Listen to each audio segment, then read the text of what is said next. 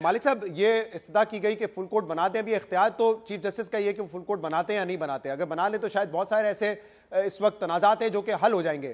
لیکن اگر 3 رکنی بینچ بھی کوئی فیصلہ دیتا ہے، کیا حکومت یہ کہہ سکتی ہے کہ وہ فیصلہ ہم نہیں مانیں گے، وہ فیصلہ قابل قبول نہیں ہے؟ اس طرح تو پھر انارکی ہوگی، اور کون ذمہ دار ہوگا اس کا؟ دیکھیں، تو آپ کو کس نے کہا ہے کہ انارکی گورنمنٹ کو سوٹ نہیں کرتی؟ گورنمنٹ کو بالکل سوٹ کرتی ہے. سارا جھگڑا کس بات کا ہے شہزاد؟ سارا جھگڑا چلا کہ الیکشن نہیں ہونے دینے. 90 دن پہ تو کوئی بحث نہیں ہے، نہ آپ کی بحث ہے، نہ میری ہے، نہ آئین کی ہے، نہ ججز کی ہے، نہ قانون کی ہے. سب کہتے ہیں 90 دن میں ہونے چاہیے، مگر ہونے نہیں دیے گئے. اب یہ ہے اصل ایشو. اب اس کے بعد چیزیں بڑھتی گئیں. یہ جو ججز کا معاملہ آیا، یہ اس بینچ کا معاملہ آیا، میرے خیالات 9 ممبر بینچ تھا تو کچھ اور تھے، 7 ممبر پہ بھی کچھ اور تھے، 5 تک میرے اور تھے. لیکن جب 3 ممبر بینچ پہ آ گئی بات، تو اب مجھے تھوڑا سا اس میں ہے کہ اب چیف جسٹس صاحب کو اس پہ ریویو کرنا چاہیے. اس سے پہلے میں بالکل حق میں نہیں تھا. میں کہتا تھا ٹھیک ہے، بھلے آپ کو اندازہ ہے کیا ججمنٹ آئے گی، لیکن ایک فگ لیف تھا، نیوٹرلٹی کا ایک فگ لیف تھا، کہ ایک امپارشیلٹی کا. اب وہ فگ لیف ہٹ گیا ہے، کیونکہ اس میں 2 ججز ایسے ہیں جن کے اوپر بہت سیریس الزامات ہیں اور ریزرویشنز ہیں، ڈکلیئرڈ ریزرویشنز ہیں. تو جیسے کہتے ہیں نا، انصاف دکھتے ہوتے ہوئے نظر بھی آنا چاہیے.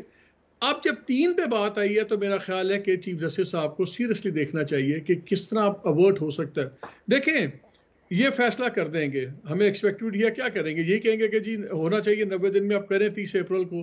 گورنمنٹ نہیں آئے گی، یہ لوگوں کو ذاتی کیپیسٹی میں بلا لیں گے. ہو سکتا ہے گورنمنٹ کو رگڑ بھی دیں، چیف پرائم منسٹر کو رگڑ دیں اگر وہ کرتے ہیں. یوسف رضا گیلانی کی مثال سامنے ہے.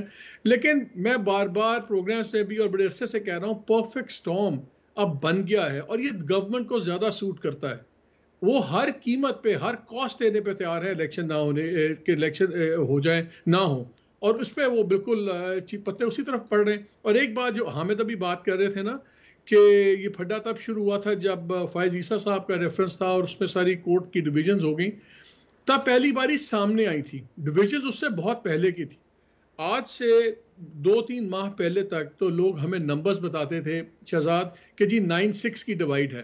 9 چیف جسٹس صاحب کے کیمپ میں ہیں، 6 دوسرے ہیں. پھر ہم نے سننا شروع ہوئے کہ کوئی شفٹ ہو رہا ہے اور یہ بیلنس چینج ہو رہا ہے. اور جو یہ پرہیز ہے فل بینچ سے، اس کا مطلب ہے کہ شاید اب یہ بیلنس سوئچ کر گیا ہوا ہے اور یہ 9-6 بھی نہیں رہا.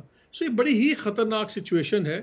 لیکن گورنمنٹ کے انٹرسٹ میں ہے کہ یہ معاملہ اور گمبھیر ہو، یہ ایک بحران بنے. بحران تو بن گیا ہوا ہے. اب پیو جیسا آپ نے ورڈ یوز کیا، انارکی، ایبسلیوٹ بریک ڈاؤن.